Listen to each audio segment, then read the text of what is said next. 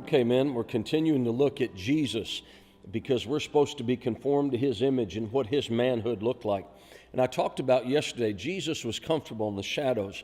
And in Matthew chapter 3 and Matthew chapter 4, we get sort of the precursor to Jesus' ministry, to all that Jesus was going to do. And we have in Matthew chapter 3, Jesus was baptized in the river Jordan, and the Spirit of God descended upon him. And he heard God's voice, or God spoke, said, "This is my beloved Son, in whom I am well pleased." But then we find something that took place in Matthew chapter 4 that I think is very key to being conformed to Jesus' manhood, understanding some things about what Jesus went through as a man.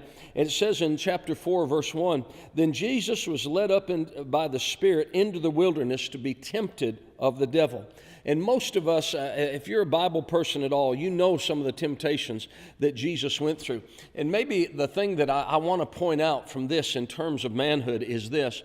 Sometimes men, before God can move us into what he has for us, or the next phase of life, or the next assignment from heaven, sometimes we've got to win some battles in the secret.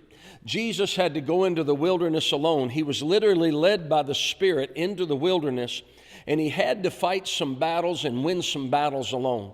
If I might use an Old Testament example that probably many of you are familiar with, before David could face Goliath, he had to beat the lion and the bear when nobody saw, where there was no crowds to cheer him on, when there was nobody to see the battle taking place. David had to beat the lion and the bear in the secret of his life.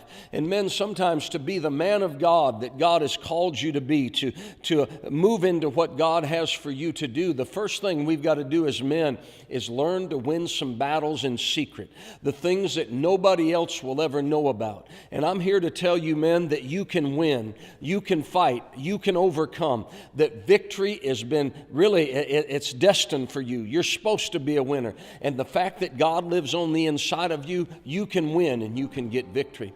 We're going to talk a little bit about this some more the next couple of days and help you win those victories in private.